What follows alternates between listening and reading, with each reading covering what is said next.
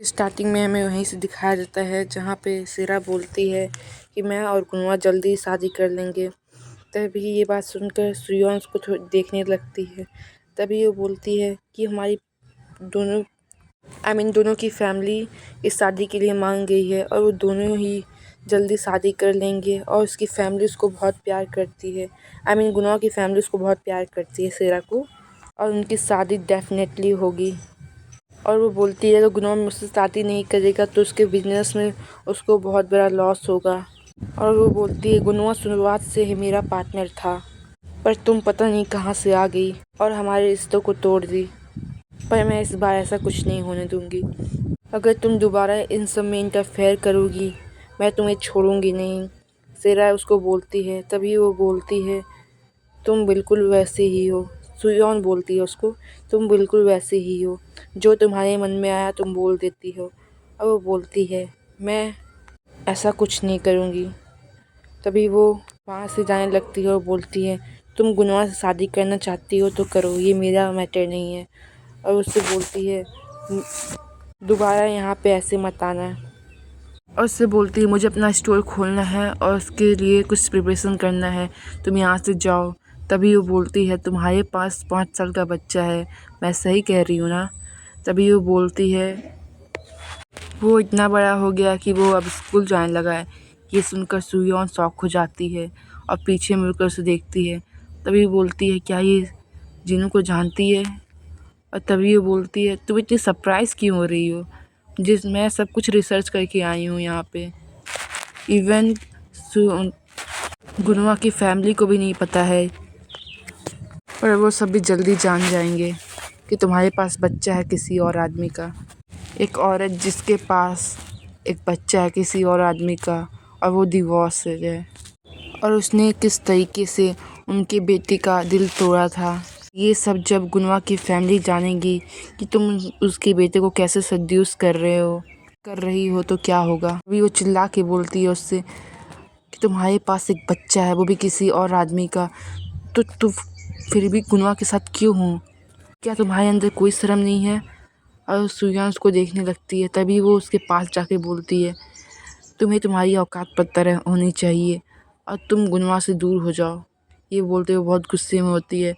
तभी सुयान कुछ सोचने लगती है और बहुत आराम से सोचती है और तभी बोलती है तुम मुझसे डर नहीं रही हो ना। तभी ये बात सुनकर वो थोड़ी शॉक हो जाती है और बोलती है एक ऐसी औरत जिसके पास किसी और आदमी का बच्चा है और वो ऑलरेडी डिवोर्स्ड है, तुम ऐसी औरत से डर रही हो कि वो तुम्हारे रिश्तों को तोड़ देगी गुनवा के साथ। ये सुनकर सेरा उसको बहुत गुस्से से देखने लगती है। तभी सुयोन बोलती है देखो अपने चेहरे को, तुम कितनी कॉन्फिडेंट थी पहले लेकिन अभी बिल्कुल नहीं हो। तुम डर रही हो उन सभी चीज़ों से कि कहीं मैं वापस से गुनवा के साथ ना आ जाऊँ।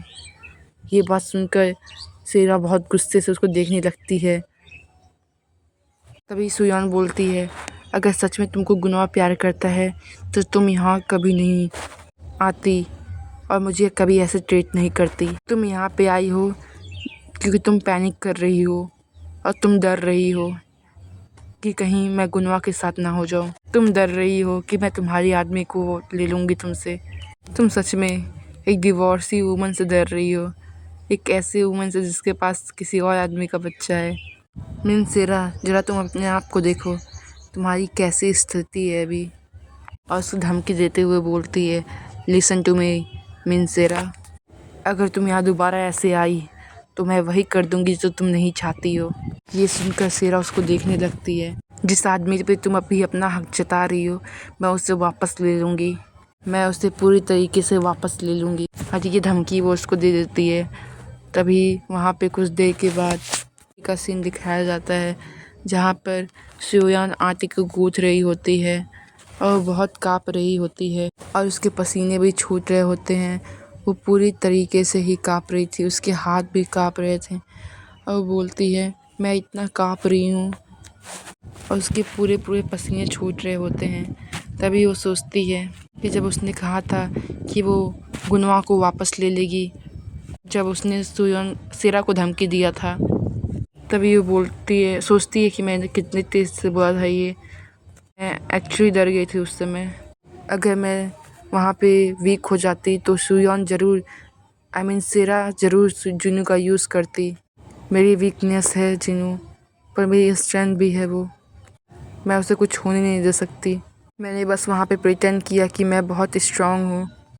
अगर क्या होगा, सेरा ने सारी बात जिनू को बता दी। जिनू की बात गुनवा को बता दी। वो सब पक्का जिनू के ऊपर एक्शन ले लेंगे। ये सब सोच के वो थोड़ी काँप जाती है। वो पूरी तरीके से पैनिक करने लगती है। वो सोचती है मेरा सबसे बड़ा गलती यही था कि मैं वापस कोरिया आई। सबसे बड़ा मिस्टेक मेरा यही था। वो सोचती है कि मैं ऐसी पेरेंट्स हूँ जिसके पास कोई हैप्पीनेस नहीं है। तभी वहाँ पे हारिम आ जाती है। वो बोलती है सुयोन, सुयोन तुम ठीक हो? तुम इतनी काँप क्यों रही हो सुयोन? वो बोलती है सेरा ने तुमसे क्या कहा? डैम मुझे यहाँ पे रहना चाहिए था। डैम मैंने ये क्या किया? वो गुस्से से अपने आप को डांटने लगती है। वो पक्का तुम्हारे बारे में कुछ गलत ही बोल के गई होगी। वो बोलती है मैं उसके ऊपर नमक फेंकना चाहती हूँ। कोरिया में ऐसे बुराई के ऊपर नमक फेंकते हैं आई थिंक, तो वो रिचुअल वो करना चाहती थी उसके ऊपर। वो बोलती है तुम बहुत कमज़ोर दिख रही है, तुम्हें हॉस्पिटल जाना चाहिए। तभी सुयन बोलती है नहीं मैं ठीक हूँ। तभी हारिम बोलती है तुम क्या बोल रही हो, कहाँ से तुम ठीक हो? मैं स्टोर का केयर कर लूँगी, तुम जाओ रेस्ट करो। और दूसरे सीन में गुनवा के ऑफिस का दिखाया जाता है, जहाँ गुनवा अपने ऑफिस में होता है। अब वो कुछ सोच रहा होता है। अब वो सोचता है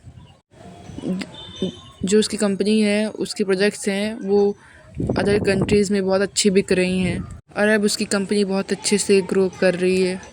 वो पहले के डायरेक्टर के हिसाब से बहुत अच्छा काम कर रहा है। जब से ग्रैंडमदर का वो न्यूज़ बाहर निकला था, तब से कंपनी बहुत नीचे डूब गई थी। इस वजह से वो कंपनी को अब बहुत अच्छे से चला रहा है। वो सोचता है जो उसकी दादी माँ एक बार बोल देती थी कंपनी में, वो तुरंत के तुरंत हो जाता था। उनकी एक भी वर्ड पूरे सेल्स के एक्शन को डिपेंड करता था। मैंने वो न्यूज़ तो फिक्स कर दी है, पर वो क्रिटिकल कंडीशन अभी भी दादी की है। स्टॉक प्राइस बहुत जल्दी नीचे गिर रही है। मैं क्या करूँ आगे, मैं कैसे रोकूँगा इन सभी चीज़ों को? ये सब सोच के वो बहुत टेंशन में होता है और अपने सर पे हाथ रख लेता है। मैं बहुत हार्ड वर्क कर रहा हूँ ग्रैंडमदर को वापस ठीक करने में और उनको मनाने में, पर इन सब का कोई रिज़ल्ट नहीं है और अपने सर पे हाथ रख लेता है। तभी वहाँ पे नॉक नॉक होता है और तभी वहाँ पे असिस्टेंट आता है। तभी गुनवा पूछता है क्या हुआ? तभी वो बोलता है मेरे लिए आपके पास कोई न्यूज़ है। तभी वो बोलता है क्या है? तो वो बोलता है डीएनए टेस्ट का रिजल्ट। तभी वो ये सुन के शॉक हो जाता है। अब हमें अगले सीन में पता चलेगा डीएनए टेस्ट का क्या हुआ।